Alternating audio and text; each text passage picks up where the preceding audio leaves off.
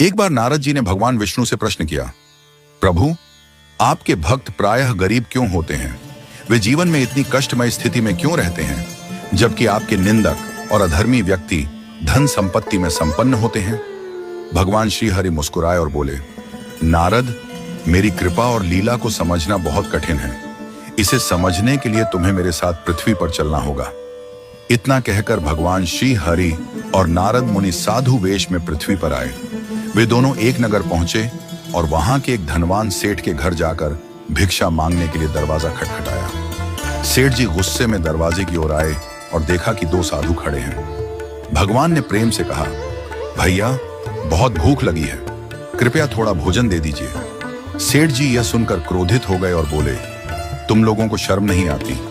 मेहनत करके खाने में क्या कठिनाई है? जाओ, जाकर किसी होटल से खाना मांगो, यहाँ भीख मांगने मत आओ। सेठ का यह व्यवहार देखकर नारद जी को बहुत दुख हुआ।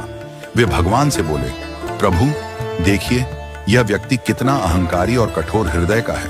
वह न केवल आपको पहचानने में असमर्थ रहा, बल्कि आपको अपमानित भी कर रहा है। ऐसे व्यक्ति को तो दंड मिलना चाहिए। कृपया इसे कोई अभिशाप दीजिए।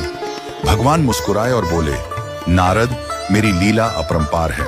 देखो, मैं इसे अभिशाप नहीं बल्कि आशीर्वाद देता हूँ। यह कहकर भगवान ने सेठ को और अधिक धन संपत्ति बढ़ाने का वरदान दे दिया।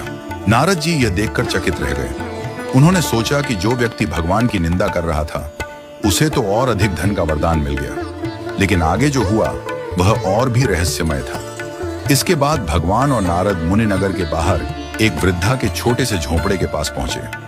वह वृद्धा अत्यंत गरीब थी और उसकी संपत्ति केवल एक गाय थी, जिससे वह अपना जीवन यापन करती थी।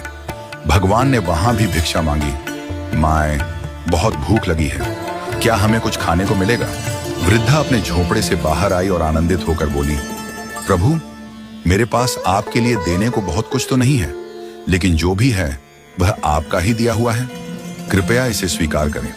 यह कहकर वृद्धा झटपट अंदर गई और अपनी गाय का ताजा दूध निकालकर 2 कटोरे में ले आई। उसने बड़े प्रेम और श्रद्धा से भगवान और नारद जी को वह दूध अर्पित किया। भगवान ने प्रेम पूर्वक दूध ग्रहण किया और वृद्धा को आशीर्वाद दिया। नारद जी यह देखकर प्रसन्न हुए और बोले, प्रभु, यह देखिए, यह भक्त आपको कितने प्रेम से भोग अर्पित कर रही है। इसने अपने पास जो भी था वह सब कुछ आपको समर्पित कर दिया। कृपया इसे कोई बड़ा वरदान दीजिए जिससे इसका जीवन सुखी हो जाए। भगवान ने थोड़ी देर सोचा और वृद्धा की गाय को मरने का अभिशाप दे दिया। यह सुनकर नारद जी अत्यंत व्याकुल हो गए। उन्होंने कहा, प्रभु, यह आपने क्या किया? यह तो आपकी